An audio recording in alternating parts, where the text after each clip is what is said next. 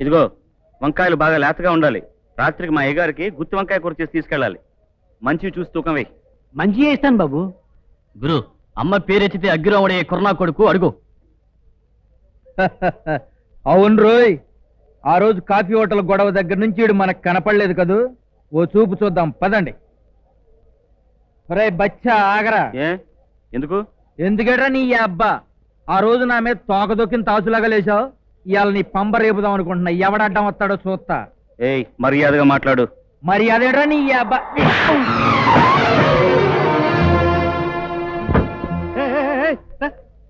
ఎందుకు ఎత్తర కొడతారు? అడగటానికి నువ్వెవరో బే? ఆడి బాబువా?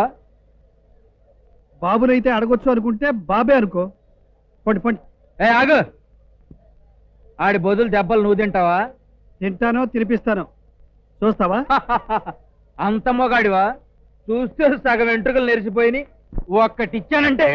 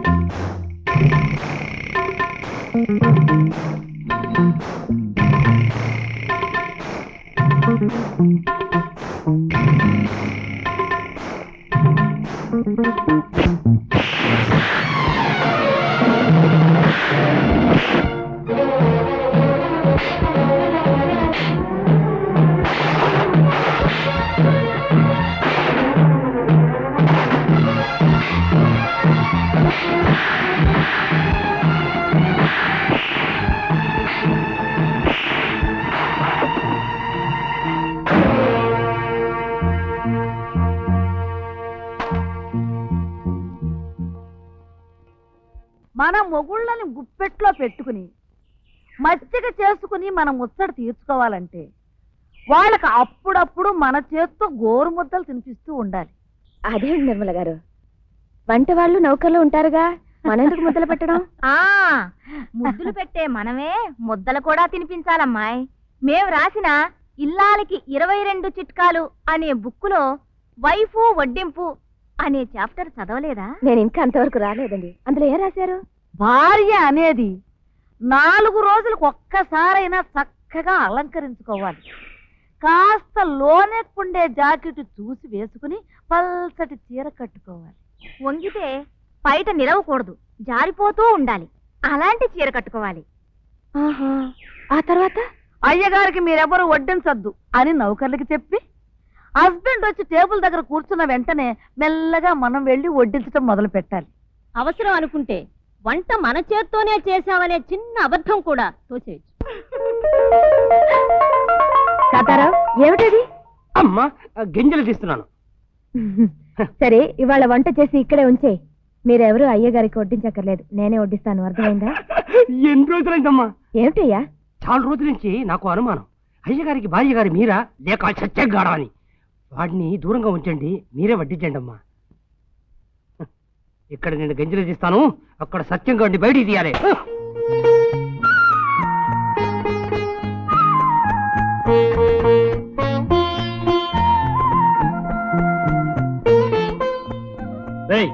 వంకాయ కూర అదిరిపోయిందిరా. సత్యం, ఇంత రుచికర భోజనం తిని ఎన్ని సంవత్సరాలు అయిందో. ఎవర్రా వంట చేసింది? మీ అత్తయ్య గారు. అయినా ఇదెక్కడ దరిద్రం అండి? యజమానుల ఇంట్లోంచి పని వాళ్ళు పట్టుకెళ్లడం చూశాను గాని పని వాళ్ళ కొంప నుంచి యజమానులు తెప్పించుకు తినడం ఇప్పుడే చూస్తున్నాను. నీ ఆరోగ్యం కోసం ఉప్పు కారం తగ్గించి నేను చేయిస్తే అది నా తప్పన్నట్టు, నన్ను ఏడిపించడానికి అన్నట్టు ఇలా అడ్డమైన గడ్డి తింటారా? అసలు ఇలా తెచ్చినందుకు వీడిని ఏం చేసినా పాపం లేదు. వెళ్ళు. ఆయన చనువు ఇవ్వటం వల్ల ఇవాళ తిండి పట్టుకొచ్చి పెడుతున్నావు. మంచి రోజు చూసి కొర్రీ పట్టుకొచ్చి పెడతావు. వెళ్ళు.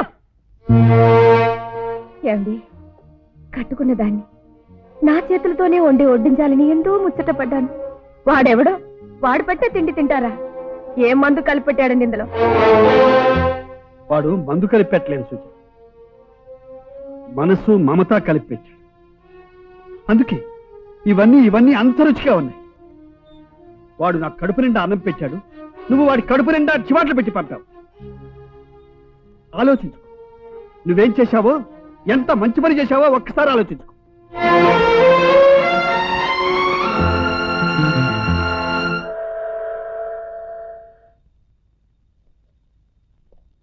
What happen? ఏమో సార్. Good morning sir.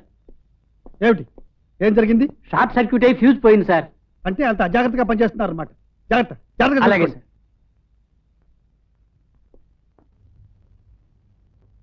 అయ్యగారు భోజనం అక్కడ పెట్టు.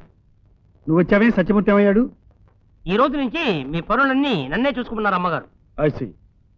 పట్టించబట్టారా? నాకు ఆకలిగా లేదు, నువ్వు వెళ్ళు. అదేంటండి, అమ్మగారు స్వయంగా వండి పంపించారండి. ఎవరు పడితే నాకే, నాకు ఆకలిగా లేదని చెప్పాను, నువ్వు వెళ్ళు. కాస్త రుచి చూశారంటే ఆకలి అగ్గిమంటలా వచ్చేసి గిన్నెల మీద కలబడిపోయి. Shut up! Get out, I say! ఓ ఓ.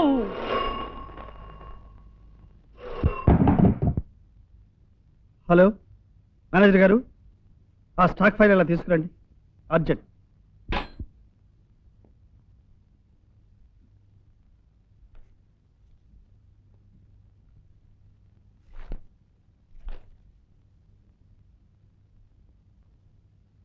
మేనేజర్ గారు, సార్, మన స్టాక్ పొజిషన్ చూస్తే ఈ సరుకు మనం పంపించే స్థితిలో ఉన్నట్లేమే ఈ మాసంలో. Hello, Rajesh speaking. నేనేనండి. భోంచేశారా? ఎందుకలా అడుగుతున్నావు? ఏం లేదండి, మీకు నచ్చేటట్టుగా ఉప్పు కారం బాగా వేసి నేనే చేశాను.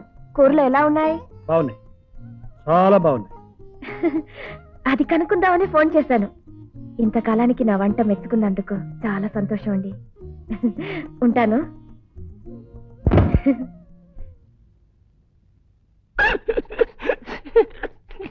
ఏంటి తాతారా, ఇలారా? ఎందుకు అడుస్తున్నావు? మాకు తిండి పెట్టే అయ్యగారు తిండి తినకపోతే మాకు బాధగా ఉంటుంది అబ్బగారు. ఏమిటి నువ్వు అనేది? అదేనండి, నేను క్యారేజ్ పెట్టుకెళ్ళానండి. పోరా, నేను తినను, పోరా అంటే పోరా అన్నారండి. నేను అక్కడికి అమ్మగారు ఎంతో ప్రేమతో చేసి పంపారండి అన్నారు. ఏడ్చింది పోడి ప్రేమ అన్నారండి. పైగా ఆ సత్యమూర్తి గారు తెచ్చిన భోజనమే తింటాను, ఆ భోజనం ముందు ఏ భోజనమైనా బలదూర్ అన్నారండి. అలా అన్నారా?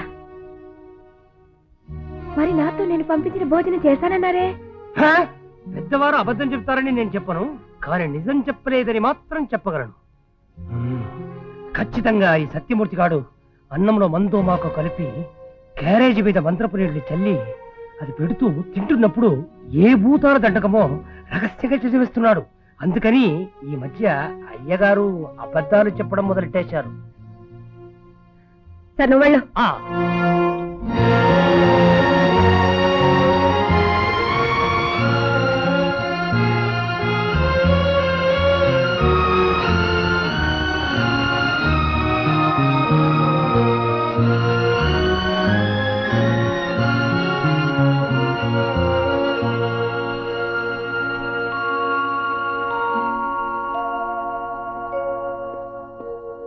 సుజా,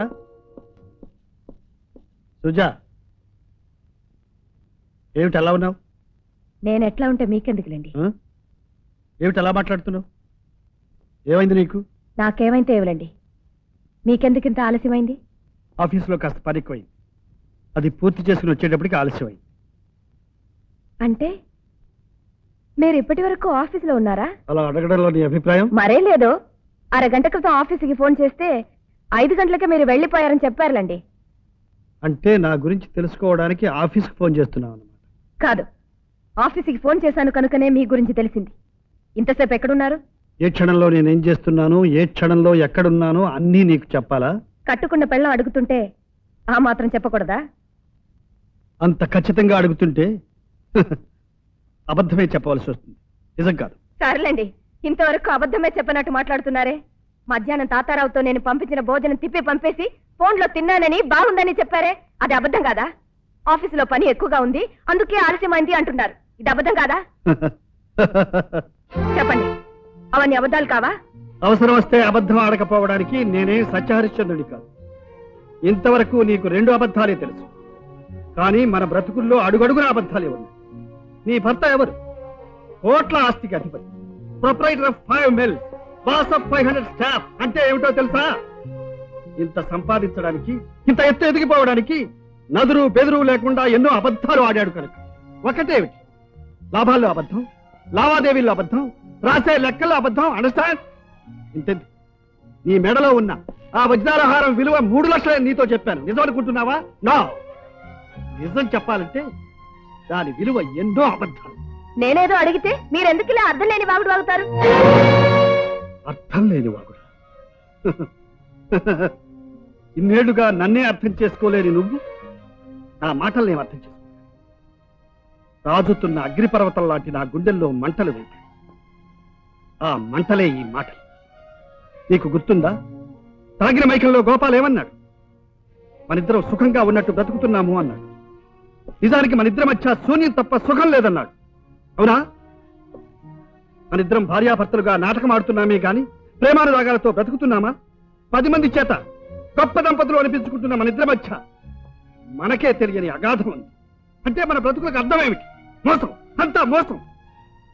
పరువు ప్రతిష్టలకు, డబ్బుకు విలువ ఇచ్చే ఈ ప్రపంచంలో ప్రేమ అబద్ధం, పెళ్లి అబద్ధం, మనిషి అబద్ధం, మనసు అబద్ధం.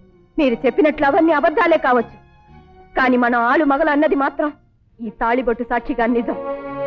నా భర్త మంచి చెడ్డలు అనుక్షణం నేను కోరుతున్నాననేది నిజం. మీరు తప్ప నాకు ఈ లోకంలో మరేది లేదన్నది నిజం. చెప్పండి, మన ఇద్దరి మధ్య అగాధం ఏర్పడటానికి కారణం మీరా నేనా? మన సంసారంలో శూన్యం ఏర్పడటానికి కారణం మీరా నేనా? మీకు దగ్గర అవ్వాలని నేనెంత తాపత్రయపడ్డా, ఎందుకో మీరే దూరం అవుతున్నారు. మీ మనసులో చోటు చేసుకోవాలని నేనెంత తపన పడ్డా, ఎందుకో మీరు నాకు అవకాశం ఇవ్వటం లేదు.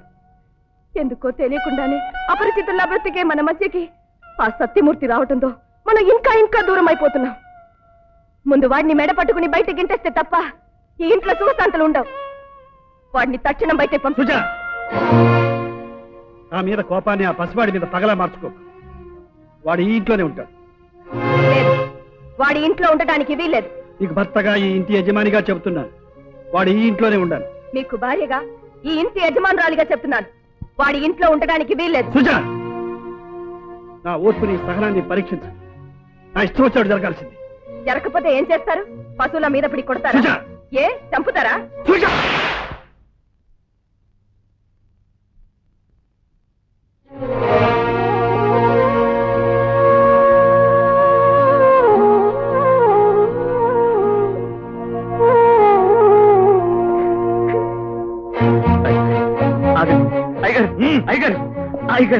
వదలు, నన్ను చంపిన వదలను. నేను చెప్పే ఒక్క మాట వినండి. ఆ రోజు నేను ఇంట్లోంచి వెళ్ళిపోతుంటే వెళ్ళొద్దు, నా మాట కాదనుకో అన్నారు మీరు. మీ బిడ్డలాంటి వాడిని ప్రతిమాలుకుంటున్నారు. నా మూలంగానే ఇదంతా జరిగింది. నా మీద మీకేమాత్రం అభిమానం ఉందా? దయచేసి లోపలికి వెళ్ళండి, దండం పెడతాను.